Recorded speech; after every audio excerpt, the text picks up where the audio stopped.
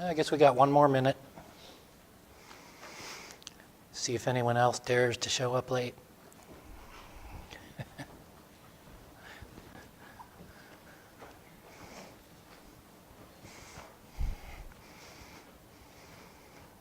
You can turn to the book of Job if you like, but we'll actually be going over lots of different places in the Bible today. Okay, well, we can get started. 2 weeks ago, we started studying the Old Testament book of Job. Now, a lot of folks have trouble liking the book of Job, partly because it's a long philosophical discussion between 5 men who can't agree on why God allows suffering in the world. And so there's 5 different perspectives, although a few of them are similar. But it's also a dangerous book for young Christians to use because they may not realize that the book is full of lies and heresies. And the reason it's full of lies and heresies is because inspiration tells us what was said. It does not always tell us if what was said was true. And in fact, at the end of the book, God condemns at least 3 of the men, 3 friends, condemns them for the telling lies or falsehoods. And he doesn't mention Elihu, so we don't know him, and he rebukes Job for some of his words. So what that means is that you have to be careful when you use Job for proof texting things, because it's possible that they're wrong. You have to do some more research to figure out if they were right. So I'm very careful to use Job for proof texting, except for the last 3 or 4 chapters, which are said by God, and obviously there's no lies or heresies in there. So you just have to be careful with this book. We have lots of evidence of language and locations to indicate that this rich rancher named Job lived southeast of the Dead Sea, probably in northern Arabia, and west of Babylon and east of Egypt. And this central location where he lived probably explains why he had so many thousands of camels, oxen, donkeys, and sheep. I think at least 3 of those 4 animals are largely used for transportation, although it does mention later in the book that the oxen were plowing. So he was doing some farming, but at any rate, the camels and the donkeys were used for travel. So I think he was a caravan rest stop, and people going from Babylon to Egypt, back and forth across the desert, used him to get fresh animals midway. So that's just a theory, but it seems to fit with the rest of the book. We can't be exactly sure when Job lived, but we know for certain it was before Moses, because there are several indications of that. First of all, he sacrifices for his children, which was not allowed after Moses, and he gives inheritances to his daughters, which was also not allowed. So although some people will say, well, he wasn't an Israelite, so he wasn't under Israelite law, but God says he was godly and perfect or blameless, and so we assume he wouldn't be violating the law of God if he was a godly man, even if he wasn't in Israel. Now, last week we covered the first 5 verses of Job. Job is called blameless and upright, but that does not mean that he was sinless. Okay? We also looked briefly at a doctrine that is taught sometimes called the doctrine of Christian perfection. It's mainly taught by Wesleyans and Methodists, who are related, by the way. There are a few others, but basically they redefine sin so that they can say that they are sinless. And what they do is they say that sins of omission and mistaken sins and ignorant sins don't count as sins. They're not really sins, they're just errors. And God doesn't mind errors so much, so you can't blame yourself for those. So as long as you don't say in your heart when you're sinning, I want to sin, it's not a sin. It's only direct rebellion that they call sin. And that's why you might someday, meet a guy who will say, I haven't sinned in 20 years. And he's lying or he's mistaken. He has sinned. So they just changed the definition of sin. That was thanks to John Wesley, who in many ways was a great evangelist, but he was also a stubborn man and had a couple of bad ideas in his doctrines. So that nonsense was started about 300 years ago. But you don't meet too many of those folks. They've given up on it, realizing that it was a foolish thing in the beginning to start with. But Job, yes?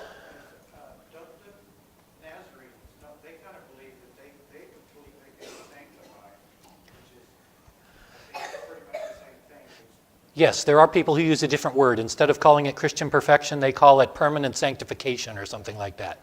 Okay, so Nazarenes are in on that? I didn't know that. After they're saved. Okay, yeah, I would say that's a mistake. It seems to me that Paul even says that he kept sinning. So if Paul kept sinning after he was a believer, then I doubt any of us are pulling that off Okay, it also says that Job feared God and shunned evil. Now, I explained that there is a lot of confusion about what fear of God means. And some promote it and some oppose it. Some say you shouldn't fear God because God is your loving heavenly Father. Well, that means you have a poor view of God if you don't recognize that He is also holy and righteous and hates sin. But then there's also the other extreme, which is that you fear God so much that it's sort of a slavish fear, and you're living in terror constantly, and you have no assurance of salvation and no joy because you're always worried about going to hell. Both of those extremes are wrong. The fear of God is somewhere in the middle, and what it means is you respect God enough or love God enough that you try not to sin. It does help you say no to sin.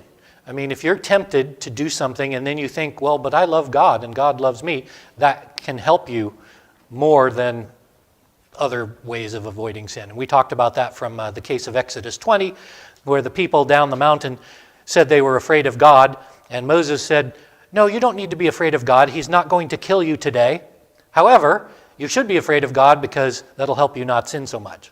So I think that's a better balance of the fear of God. Next, we looked at verses 4 and 5 that showed in detail how Job showed his fear of God with his family. He had 7 sons and 3 daughters. And apparently they were a very harmonious family. And whenever one had a birthday, the Hebrew word may indicate, it does say in there whenever they had a feasting day, that it might have been a birthday. So you've got 7 boys. So 7 times a year, they have a birthday party that maybe lasted a week, and they'd have a feast, and they'd invite the 3 daughters to come also. So at this birthday party, after the feasting days were over, their father, who didn't interfere with their partying, indicating probably that they were good parties, not bad parties. Anyway, he would sacrifice on behalf of his children, saying that perhaps they have blessed God in their hearts secretly. And what that means is, the way it's stated there is, they cursed God in their hearts secretly. But it doesn't mean taking the Lord's name in vain necessarily, rah, rah, rah, rah, speaking bad about God.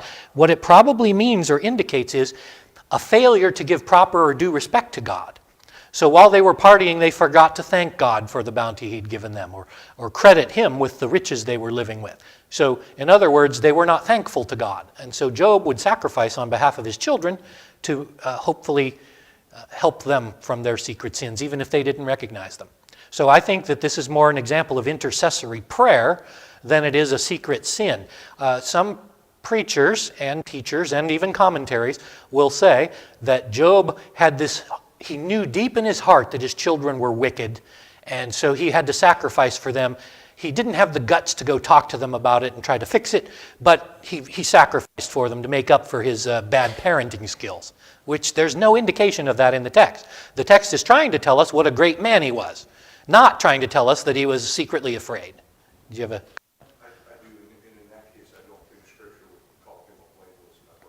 Exactly. The point is to show how good a man he was, not to show that he wasn't a good man. So it's one of those things like trying to get a doctor's degree. I have an uncle who says you get your doctorate by coming up with some crazy new idea and convincing people you can make a case for it. I think that's the way some commentators approach the scripture. They're trying to explain something that it doesn't say. So anyway, that's my opinion. Many preachers and teachers say that Job was anxious, worried that his kids were evil, and so Satan was just bringing his own fears upon him. I don't think that was the case. It's not stated or implied. Now, there were also 2 satanic lies that I explained last week, at least in my opinion, regarding the size of families. And just to remind you, I'm single, I have no kids, so I'm not saying this out of any personal experience. But I do believe that there is a problem, there's a lie in our culture, one of Satan's lies, is that you don't have enough money to have kids. You should really wait until you have a big nest egg because kids are so expensive. So you should only have 1 kid at the most because we're overpopulating the earth anyway, blah, blah, blah. So there's a whole bunch of lies pointing us to not having children. But on the other side, there's a Christian movement called the Quiverful movement that just goes the opposite direction. They basically say you should have as many children as you possibly can physically have. So they are against contraception, for instance. So a lot of them are Catholics, but not all. But I think both of these things are lies. I think that that's particularly a lie used by Satan in countries, third world countries, where sex is basically recreation, and so they have as many kids as they possibly can. They'll have 20 children. 3/4 of them will die of disease before they get to the age of 1. But Satan seems to encourage them to keep having children, which is, I think, a bad idea if you are too poor to have kids. So the lie is, are you too rich to have kids? Are you too poor to have kids? Either way, Satan doesn't want you having kids. So I think you're supposed to be wise. God gave us brains so that we could think about things. So I think we should have family planning, but I do not mean by that in any way the Planned Parenthood version of family planning, which just means abortion. No, what I mean is you should think about wisely how many kids you should have and when you should have them, and et cetera, et cetera. So not just do whatever you feel like. Yes? I don't think, well, it's not just pertains to children. I mean, how many cars do you need? How many TVs do you need? Right.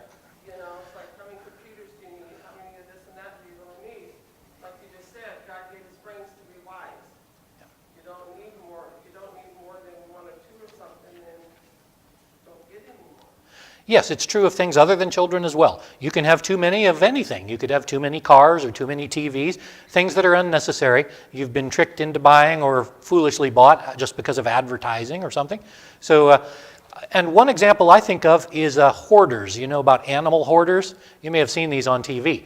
But you'll get some nice old lady who thinks that, and she's right, that taking in a stray cat is a good thing. That is a good thing. It's a nice thing if you can care for it. But the idea is that since taking in 1 cat is a good thing, taking in 100 cats is even a better thing. The trouble is you cannot possibly care for 100 cats, and they can't fit in your house, and they're going to mess it up and wreck it, and then they're going to get sick and die, and it's going to be your fault. So just as there is animal hoarding, I think there could be children hoarding. It would be a even more serious problem, but same sort of idea. Yes? Why does the Bible call a large family a blessing from God, a full quiver? It is. That's Used in all kinds of refrains like that, so that it shows that God blesses this family. If you have a large family, it's because He's blessed you with it. That is true. That's Psalm 127, and we talked about that last week when you weren't here.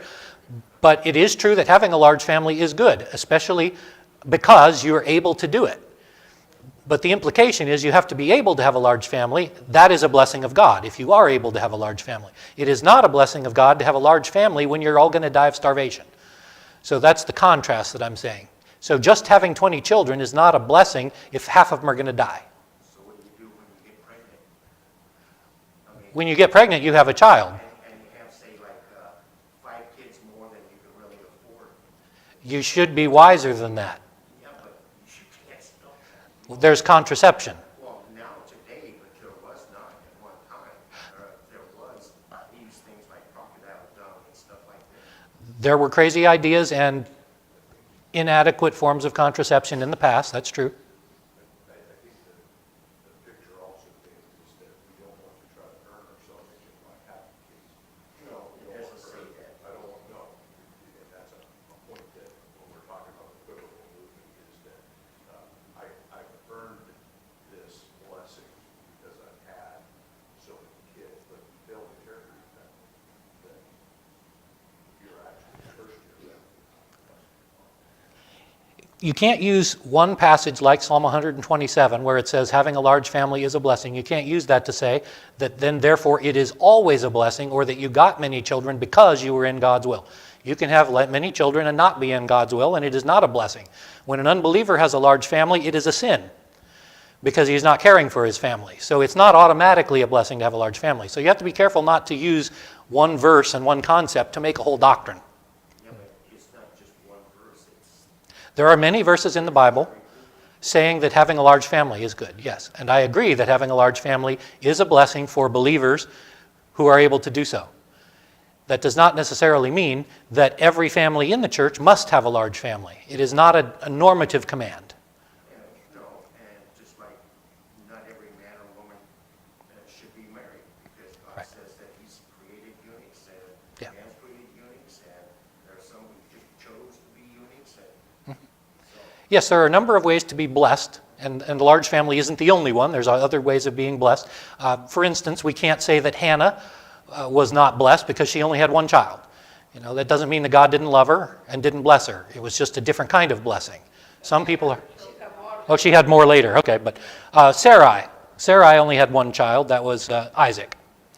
But Abraham got other children by adoption and by sleeping with his concubines. So, But why is the sign, how many ones, a lot of kids to grow them from God. God will help and give the strength. yes, My daughter, she would like to have a large family to honor it is a blessing. God, and I see like a blessing. It is a blessing to have a large family. What I'm saying is that you are not required to have a large family to be blessed by God if for reasons of wisdom you don't. I mean, if you were living in a time of war and you were hiding in a cave, should you have 3 babies during the 3 years of your time in the cave? Probably not. It's probably not a good time to have the babies while you're in the cave hiding from the people trying to kill you. I'm trying to say that you've got a brain, and God gave you a brain, and He expects you to be somewhat wise about when you have your large family, things like that. So, yes? Just like, for example, like you discussed last Sunday, on the flip side of that, there's men and women that can't have babies. Right. You know, the Lord blesses them with a family through adoption, you know, or a family will adopt that, you know, say a family will adopt that couple or something. But just like for Mike and I, for example, we have 2. We didn't raise one of them because she died at a young age, but we were blessed to have Paul. So whether you have 5 kids, 10 kids, 15 kids, or just 1 or 2, it's still a family, and there's still blessings regardless of how many you have. And I think you can get really, no, forgive me if I say this and I'm wrong. I think we have to be, like you just said, we have to be cautious when we say something. Right. Because if you have someone come up to a couple that's barren and have no children and say, oh, you're going to go to hell because you're not going to be blessed because you have no children. How's that going to make that couple feel? It's going to make them feel, you know, what have I done wrong? You know, how come I'm not going to be blessed? Right. You understand what I'm saying? I mean, Yeah.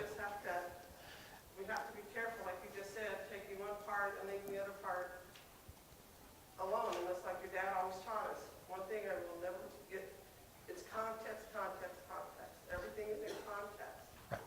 You know, what we consider as a blessing that other people may not consider a blessing. You know, it's just all in, like, I guess the way you think of things, and like you said, God gave us a brain. You know, some women can't have more than 1 or 2 because their bodies physically cannot carry a baby or for whatever reason. Yeah, so the point is, I just want to point out that the point is not that having 7 sons and 3 daughters is the ideal, and that should be your goal. You need 7 sons and 3 daughters, because the odds of you actually coming up with that are going to be tricky. You know, how are you going to make sure, unless you use artificial insemination or something. But anyway, the point is, having a big family is a blessing, often, but having a big family is not necessarily a blessing under certain circumstances. So you're supposed to think about these things and work with God and your conscience and the Bible to understand what is wise. Okay? Just talking about wisdom. Okay, so that was what we talked about last week.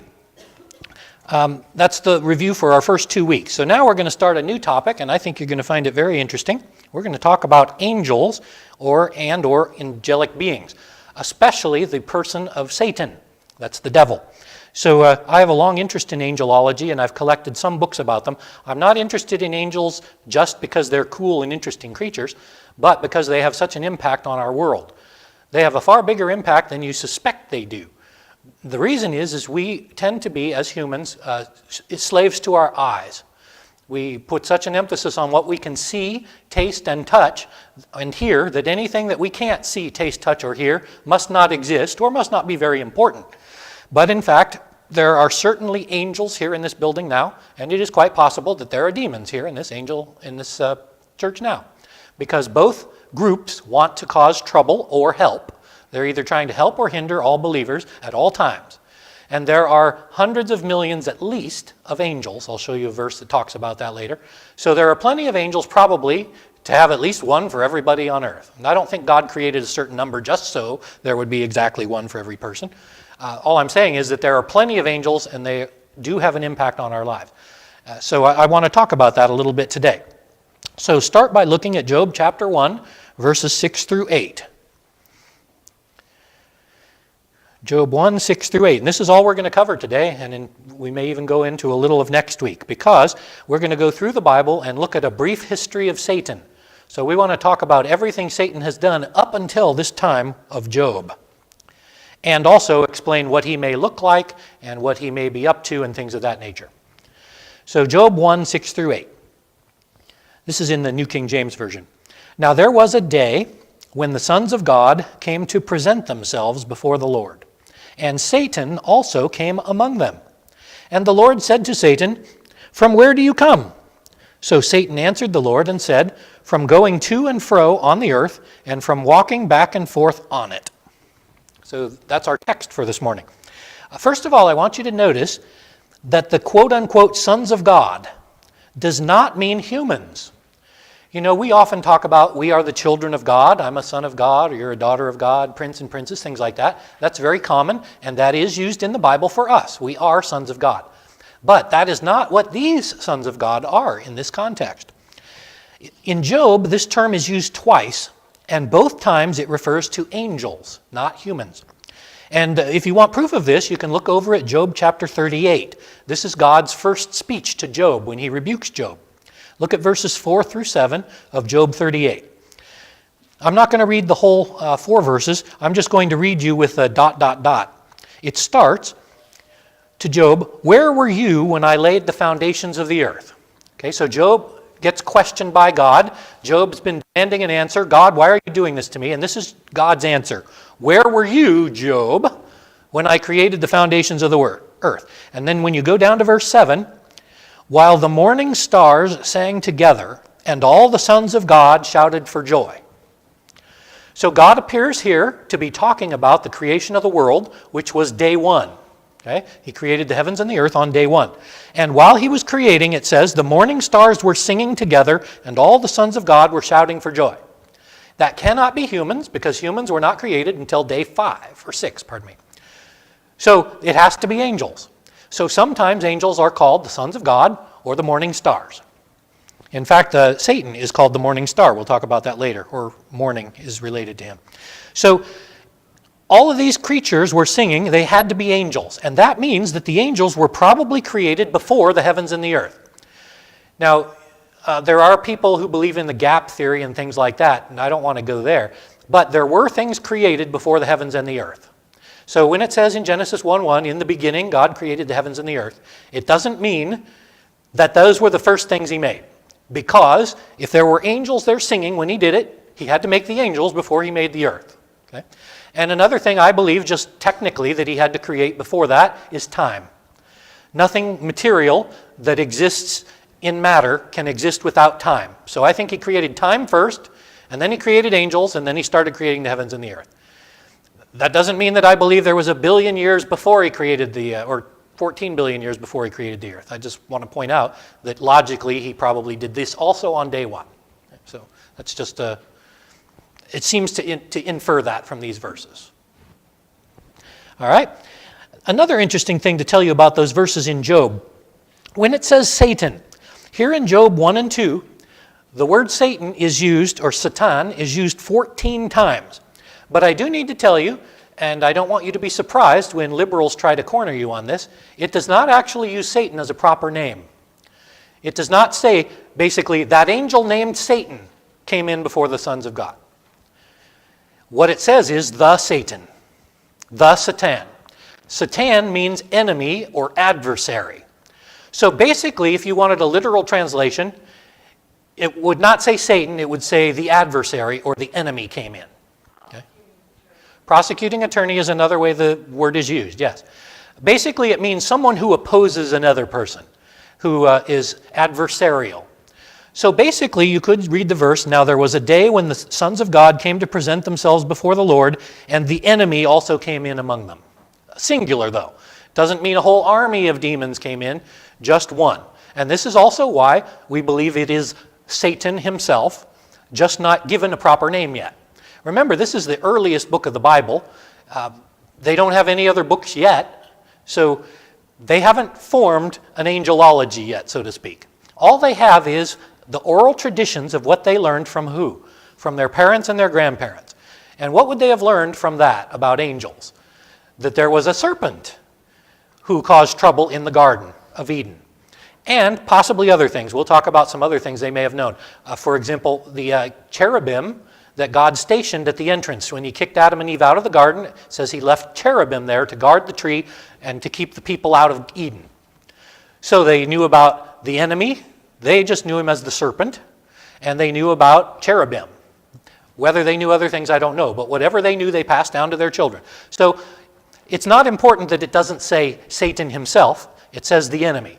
But you would think if somebody's going into heaven, that it's probably the boss, right? He's not going to send some underling up there to talk to God. He's going himself. So at least that's what I think is inferred here. Yes? In the cross-reference in my Thompson chain is 2 Corinthians 11:14. It says, no wonder, for Satan himself transforms himself into an angel of light. Yes, Satan can transform himself into an angel of light. He has the ability to create illusions. So, all right. 2 Corinthians 4:19, did you say?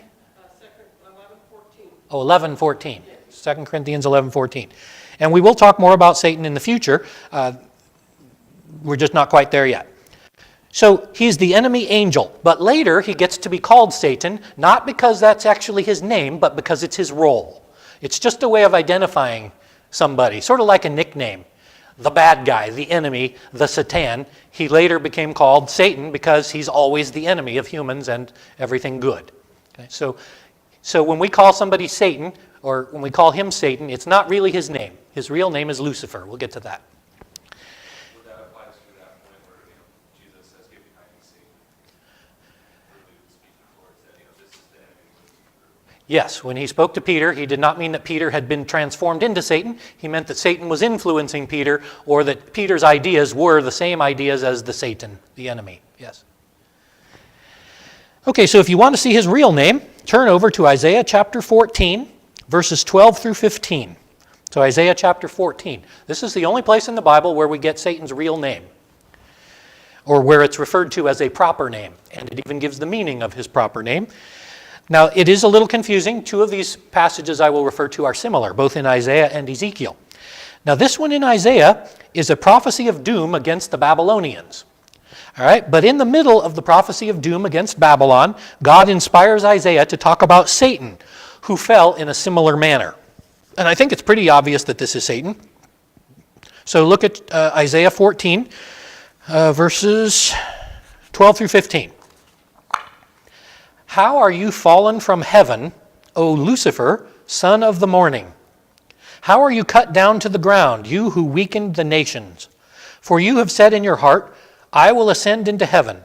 I will exalt my throne above the stars of God. I will also sit on the mount of the congregation on the farthest sides of the north. I will ascend above the heights of the clouds. I will be like the Most High. Yet you shall be brought down to Sheol, to the lowest depths of the pit. I think it's fairly obvious that this is not the king of the Babylonians. The king of the Babylonians was never on the mountain of God, probably never had any illusions. He might call himself a god, but he can't rule all the angels. What king ever claimed to rule the angels?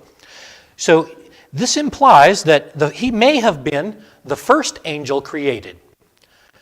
In other words, perhaps God did not create all angels, just go, boom, there's all the angels, all in their ranks, all individually. He may have created them in an order because it refers to him as the son of the morning, which implies that probably he was the first one created. The greatest of the angels, actually, originally. Although, actually, I don't believe, well, we'll get to that. I don't think he's exactly an angel. He's an angelic being, but not exactly an angel. So, anyway, if you want to see a better place, turn over to Ezekiel 28. From Isaiah, we saw that Lucifer wanted to displace God and take control of the angels and the earth. This next passage, Ezekiel 28, verses 12 through 18, is even more specific. It's also a little confusing because Ezekiel starts by talking about the real human king of Tyre. Tyre, T-Y-R-E. I think in our scripture reading last week we had a thing about Tyre, but I don't think it was this passage. I think it was a different one. Where are we in the scripture readings? Isaiah 28. Okay. Anyway, so yeah, Isaiah 28, look at verses 12 through 18. Son of man, take up a lamentation for the king of Tyre. By the way, Tyre was a naval trading city off the coast of modern Lebanon. It was destroyed by Alexander the Great, but before that, it was a huge hub of naval trade. They controlled all the trade in the Mediterranean Sea, basically, and Carthage was founded by Tyre. Carthage was a colony of Tyre. So anyway, that's who these guys are. They were rich merchants. If you watch Star Trek, they're kind of like the Ferengi, traders, wheeler dealers, Yankee traders, you'd call them. But anyway, they got rich, and so here's what it says. Thus says the Lord God, you were the seal of perfection, full of wisdom and perfect in beauty. You were in Eden, the garden of God. Every precious stone was your covering, the sardius, topaz, and diamond, beryl, onyx, and jasper, sapphire, turquoise, and emerald with gold. The workmanship of your timbrels and pipes was prepared for you on the day you were created. By the way, if you don't know what those are musical instruments. It appears that Lucifer had musical instruments. Perhaps he was a musician of some kind. You were the anointed cherub who covers. I established you. You were on the holy mountain of God. You walked back and forth in the middle of the fiery stones. You were perfect in your ways from the day you were created, till iniquity was found in you. By the abundance of your trading, you became filled with violence within, and you sinned. Therefore I cast you out as a profane thing out of the mountain of God, and I destroyed you, O covering cherub, from the midst of the fiery stones. Your heart was lifted up because of your beauty. You corrupted your wisdom for the sake of your splendor. I cast you to the ground. Okay, now there's a lot of detail here. We won't talk about all of it, but it is my opinion and the opinion of many theologians that this is the wicked angel we call Satan or Lucifer. And there's a couple of interesting details I want you to consider. First of all, Eve's sin and Adam's sin was not the first sin in the universe. It was the first sin among humanity. There was a sin before that. The way we got an evil serpent, Satan we believe, is because there was an angel who sinned first, and Lucifer was the first sinner. He became proud and rebelled against God. There was a war in heaven before Adam and Eve fell. The first war, the first battle occurred in heaven. And I want you to see a little bit. There's only one place in the Bible that we think talks about this war in heaven, and that's in Revelation chapter 12. So if you turn over to Revelation chapter 12, you can see about this first war in heaven.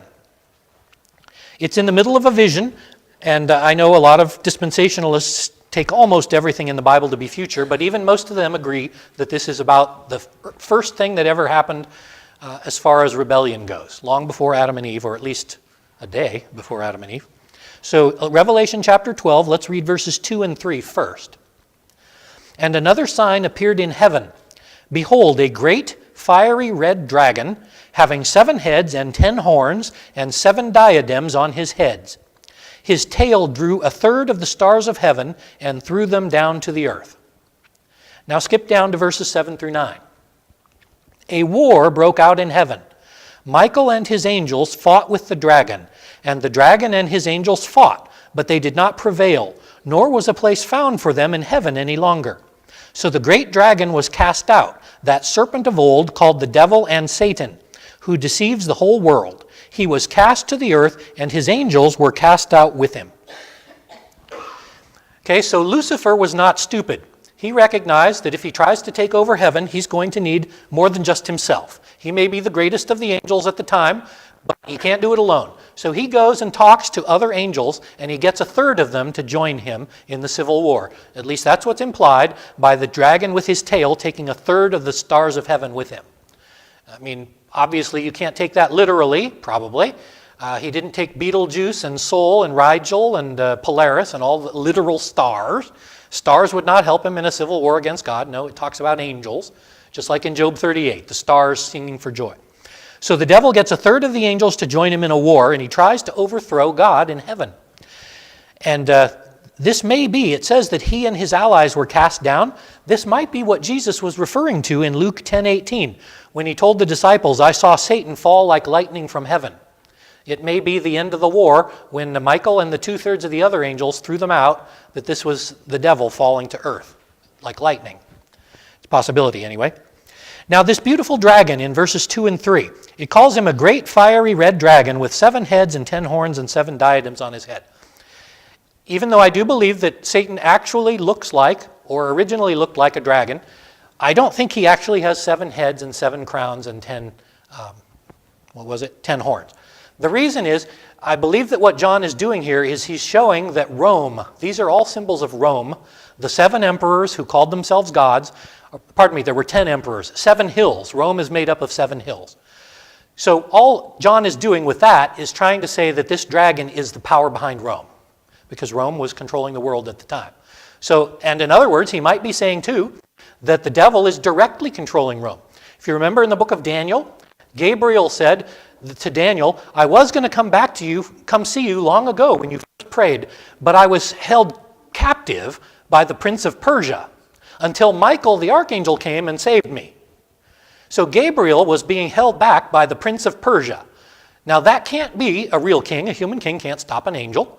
So there was a demonic power in charge of Persia, or at least behind the crown in Persia, who stopped Gabriel from getting to Daniel until Michael came and saved him. So I believe that every nation, possibly every church, possibly every country, every organization, every group of humans on the earth probably has a demon in charge of it. There are ranks of demons. Some of them are higher, some of them are lower, just like in the military. So we may have some major here in charge of our demons, and there are little guys who follow us around who are under that major, so to speak. But at any rate, I think that the dragon here is in charge of Rome. So I don't think it necessarily means that he literally has 7 heads. It's just saying that he lives in Rome. He's the power behind Rome. Okay, but now let's talk about the dragon. We don't see dragons on the earth anymore, do we? There is the theory, and it's a possibility. Obviously, there were dinosaurs on Earth, and so one idea is that we used to have dragon-like dinosaurs, and that is a possibility. However, think about the Garden of Eden when it says a serpent came to tempt Eve. What do you know about the serpent that doesn't fit with modern serpents? It spoke, yes, that's one thing. What's the other thing? He walked on legs. Because when God cursed him, he took away his legs and says, you'll no longer have legs, you'll crawl on your belly. Implying that he was not just a snake, he was some sort of a lizard-type creature, possibly a dragon. Right? Yes, I'm going to talk about that right now. They were not surprised to see this creature, nor were they surprised that it talked. I mean, if none of the animals talked, and Eve was walking through the garden, and this dragon is standing there and starts talking to her, there might be some element of surprise, and Adam, what's going on here? I don't know. It's true she had no reason to fear because there was no such thing as sin, no such thing as animals attacking people. They were all friendly. But a lot of people have said the reason Eve was not afraid when the serpent talked to her is because all the animals could talk. Okay, so this is one theory, and it's possible. It is true that God later allows Balaam's donkey to talk. So there are other creatures that could talk. However, there's another possible way of looking at this, and some of this is speculation. You'll notice sometimes I speculate, but I've been studying this, so you can call it educated guesses. But I could be wrong, so take it for what it's worth. But what if it's actually the case that Adam and Eve had already spoken to the serpent, to the dragon? Because we read in Isaiah and Ezekiel that he lived in Eden, and he was on the mountain of God, and he had all kinds of gems for his covering, and he plays musical instruments, and he walks all around. Now, if he walks all around Eden, wouldn't Adam and Eve see him? They probably already knew him. Even if they hadn't talked to him directly, maybe they saw him playing his timbrels and his pipes. So they had no reason to mistrust him. He's trusted by God. He's guarding the garden. That's one of his roles, was to guard the Garden of Eden. Instead, he rebelled against it. So I suspect, personally, that they were not afraid of the serpent because they already knew he was one of the good guys.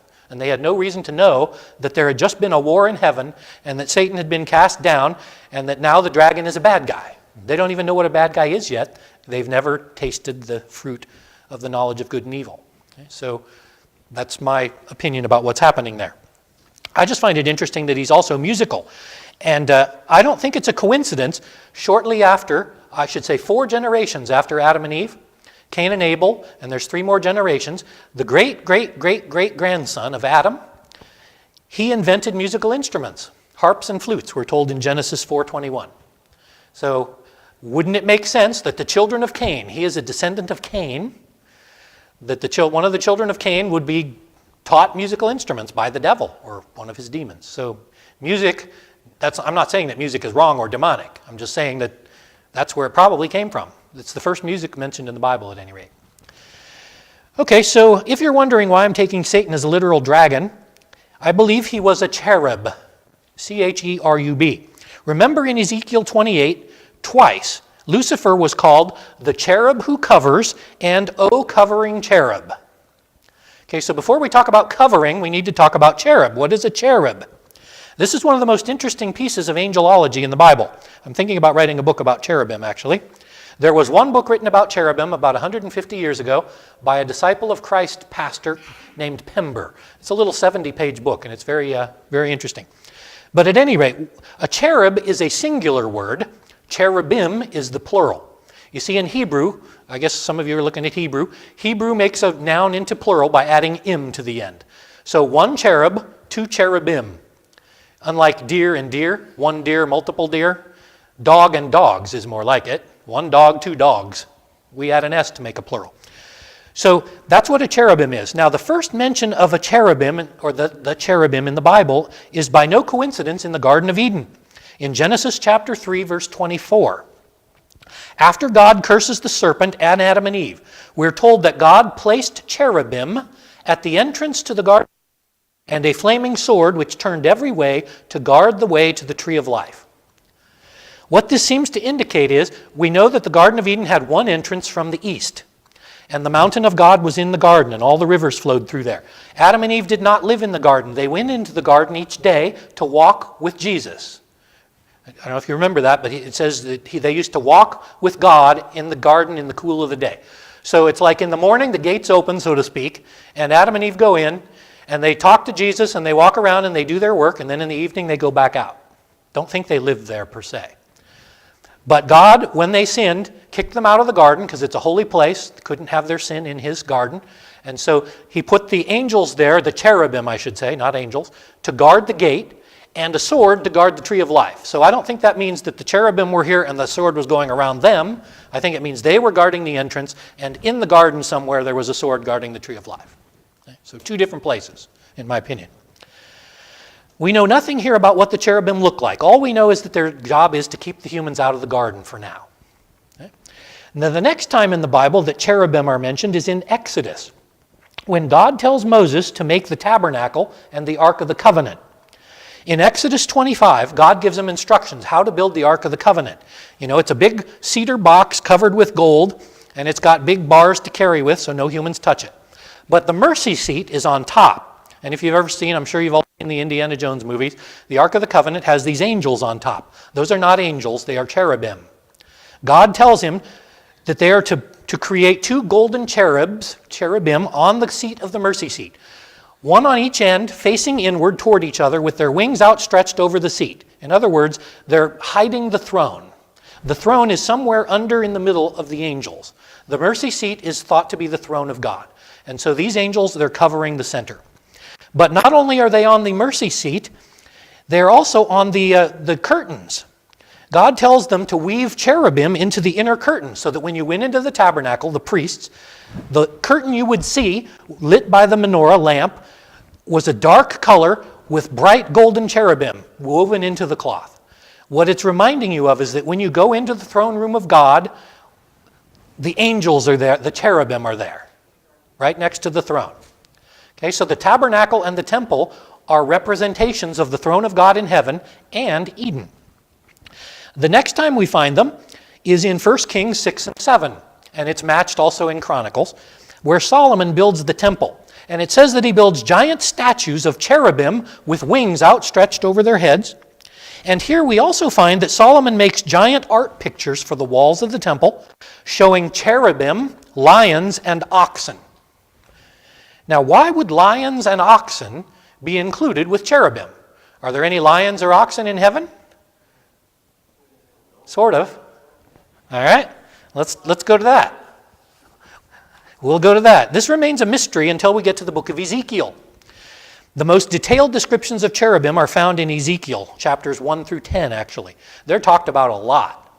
And in fact, if you watch some of those strange UFO shows on TV, they talk about the cherubim carrying the wheels. They think the giant wheels are UFOs, so that angels are carrying the UFOs around. Yeah. Anyway, so go to Ezekiel chapter 1. We won't read the whole chapter, but we're going to read verses 5 through 11. So Ezekiel 1, 5 through 11. Remember, Ezekiel was a friend of Daniel. He lived in Babylon. He was a prophet to the Jews who were in captivity. So here's the very beginning of his book in verse 5. Also from within it came the likeness of 4 living creatures. And this was their appearance. They had the likeness of a man. Each one had 4 faces, and each one had 4 wings. Their legs were straight, and the soles of their feet were like the soles of calves' feet. So it sounds like hoofs, perhaps. They sparkled like the color of burnished bronze.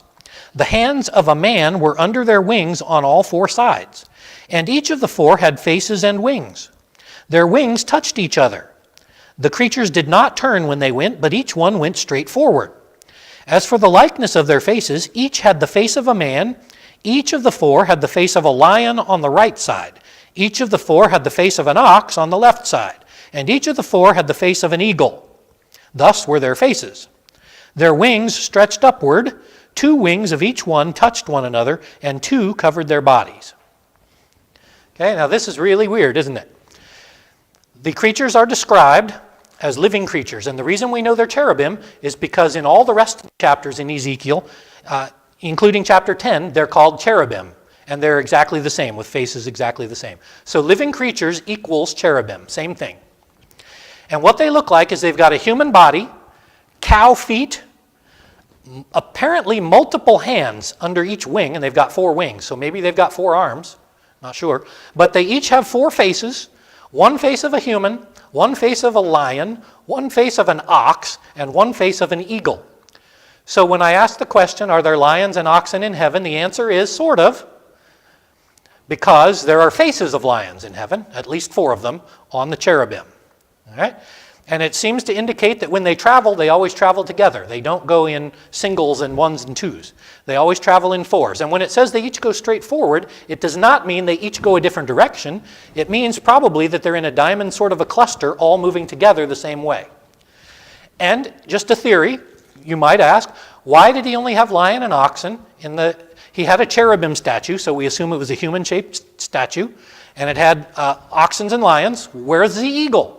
Why doesn't he have an eagle? Well, here's my guess, one possibility. What did Adam and Eve see when they left the Garden of Eden? The cherubim were guarding the gate, or the entrance to the garden. Okay? What would they see? How many faces would they see? They'd see the front and the 2 sides. They can't see the back. Okay? So that's, I think, why they saw not the eagle. I'm guessing the eagle was at the back. It's just a guess, but I think that Solomon, if he knew better, would have added the eagles to the pictures as well, if in fact that's why he had cherubim, lion, and oxen in the temple. So, just a possibility.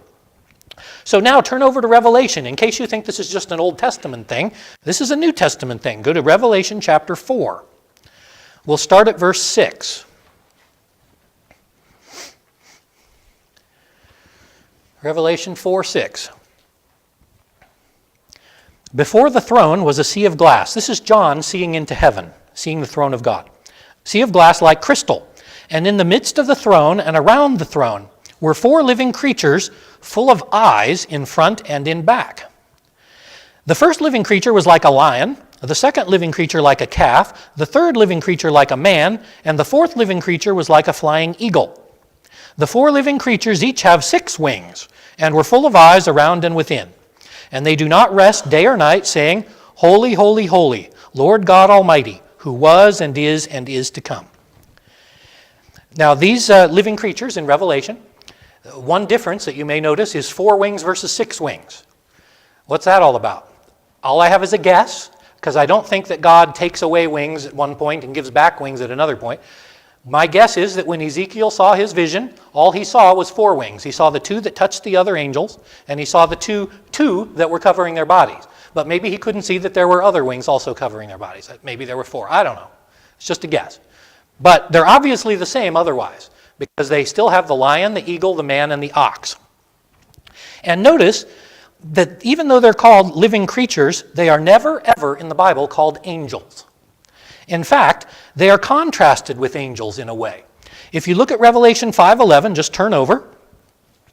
When John sees his next scene in heaven, he writes in Revelation 5:11, I heard the voice of many angels around the throne, the living creatures, and the elders. In other words, Cherubim, if they are angels, they are not normal angels, and they are never called angels. Angels appear to be more common. There are millions and millions, maybe billions of angels. But it appears there are only 4 living creatures. So they're a totally different breed, you might call them. They're not exactly angels. In fact, if you think about it, what is a creature with human features and animal features? It's a hybrid. We call them hybrids. And don't you find it interesting when you look in ancient history at archaeological photographs and statues and things? What do you often see? Hybrid creatures with a human head or a human body and the face of an animal. In Babylon, the common one was a lion with the head of a man, or a man with the head of a lion. Where would this idea come from? How about the memories of Adam and Eve who saw hybrid creatures, the living creatures? And why would they have statues of them? Because they worshiped them as gods. If you saw something weird like that, wouldn't you worship them as a god? Or, I mean, you might. You'd be tempted to. So this is one possibility at least. So the living creatures, I do say they are angelic. And by angelic, I mean they live forever. They're obviously not normal creatures because they live around the throne of God. They've got wings. They've got eyes all over their bodies and their wings. That's kind of weird, right? Kind of spooky, actually. So what we're saying is, all I'm saying is they are not called angels, but they are angelic beings because they live forever. And they're around the throne of God. So that's the way I would define them. But they're never lumped in with angels. Notice also the 4 creatures who are represented: human, lion, bull, and eagle. Is there any significance to this? Can you think of anything significant about those 4 creatures? I know it's an odd one. I've been studying it for a long time. So the ancient Jewish position, and the one that I hold, is that these are the 4 heads of the 4 animal kingdoms. In other words, in the book of Genesis, when God created animals, there were 4 heads representatives, so to speak. The eagle is the representative of the bird world. Remember, day 5, God created birds and fish. We don't seem to have a fish. The birds sort of... He created everything flying and swimming, so in the skies and in the seas. It appears that the angel, or the cherub with the eagle face, the eagle represents the birds and the day 5. But day 6, we've got 3 creatures. First of all, the lion. What does the lion represent? Wild animals. It says he created all of the wild animals, wild beasts. So the lion represents them. What does the ox represent? Domestic animals. God, it says, created animals to be with man. Those are like cows, maybe horses, maybe dogs. We're not sure who exactly they were. But domestic animals are all represented by the ox, because the ox, for thousands of years, was the most useful creature on earth. Pulled plows, pulled carts, even carried people. So oxen were very useful to people. And lastly, the human, who is the leader God put over all of the animals. So we think the human face is in front. I think lion's on the right. I think ox is on the left, and eagle is in the back. And that this is why eagle doesn't get seen as often, because he's in the back, as far as where you look at the front of the throne. So, now, why is Lucifer called the cherub who covers? None of the other cherubs were ever called covering cherubs. Lucifer is called that twice. Now, in the Bible, half the time cherubim are mentioned, it is when God is called this, the God who dwells between the cherubim. That is used over a dozen times, maybe 24 times in the Bible. So about half of the references to cherubim in the Bible are talking about God who lives in the middle of the cherubim. So apparently the cherubim are permanently stationed around God's throne. I can't say for sure, but my guess is north, south, east, and west. Front, back, side, and side. Okay? But none of them are ever called coverers, except you could say that this represents the cherubim covering the throne with their wings. But it never says that. It is true that in the Ark of the Covenant, it covers the mercy seat. But in heaven, in John's vision and in Ezekiel's vision, the cherubim do not cover the throne with their wings. They cover their bodies with their wings, and they touch each other's wings with their wings. And they move around. They're sometimes, and a few times in the Bible, they're represented as carrying God's throne. So as opposed to being under, if God is not under their wings, God is on top of their wings. That's like the platform of his throne. And so the cherubim carry his throne around. That's the way it works in Ezekiel, for instance. So then, who is Lucifer, the covering cherub? Here's my theory. I think that his position was not in the 2 dimensions. What John and Ezekiel saw was angels around God's throne.